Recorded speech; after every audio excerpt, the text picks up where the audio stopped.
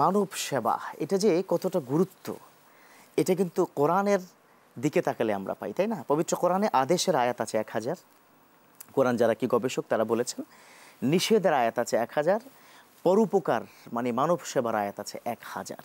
তার মানে হচ্ছে যেখানে নামাজের আয়াত আছে 82 জায়গায়, তাও আবার আকিমুস-সালাহ ওয়া আতুজ যাকাত সহ সেখানে মানব সেবার আয়াত আছে 1000। তাহলে মানব সেবার কি গুরুত্ব কতটুকু, এটা দিয়ে শুরু যদি করতেন আপনি। অত্যন্ত গুরুত্বপূর্ণ একটি বিষয় তিনি জানতে চেয়েছেন। মহাগ্রন্থ আল কোরআন সূরাত আল ইমরান 3 নম্বর সূরার 110 নম্বর আয়াত আল্লাহ সুবহানাহু ওয়া তাআলা বলেছেন, কুনতুম খায়রা উম্মাহ, তোমরা হলো উত্তম জাতি, সৃষ্টির মাঝে তোমরাই উত্তম, স্রষ্টার উত্তম সৃষ্টি, আশরাফুল মাখলুকাত বলা হয়েছে।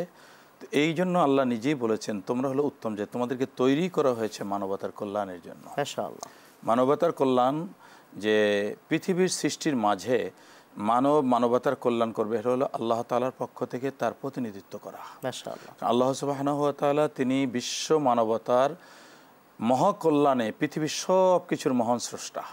আর ঠিক সেই স্রষ্টা হিসাবে তিনি আবার রাজ্জাক, তিনি বিধানদাতা, আইনদাতা। তিনি তাদের পৃথিবীতে যা তাদের প্রয়োজন তাই তিনি দিয়েছেন, যা তাদের নিষ্প্রয়োজন তা তিনি তাদেরকে এড়িয়ে চলতে বলেছেন, এর থেকে দূরে থাকতে বলেছেন। আমরা তো খলিফা, তাই না? ইন্নী জাইলুন ফিল আরদি খলিফা, এটা তো আল্লাহ বলেই দিয়েছেন। অন্য আয়াতে আল্লাহ তাআলা বলেছেন ওয়ালাকাদ কাররামনা বানি আদম। এরপরে আল্লাহ তাআলা বলেছেন ওয়াজআলনাকুম খালাইফা ফিল আরদ, তোমাদেরকে জমিনের উপর আমি শ্রেষ্ঠত্ব দিয়েছি প্রতিনিধিত্ব করার। এখন প্রতিনিধিত্বের ক্ষেত্রে আল্লাহ সুবহানাহু ওয়া তাআলা মানবতার কল্যাণের জন্য মানব সৃষ্টি করেছেন। মানবতার কল্যাণ যেখানে মানবতা থাকবে সেখানে মানুষ থাকবে সেখানে।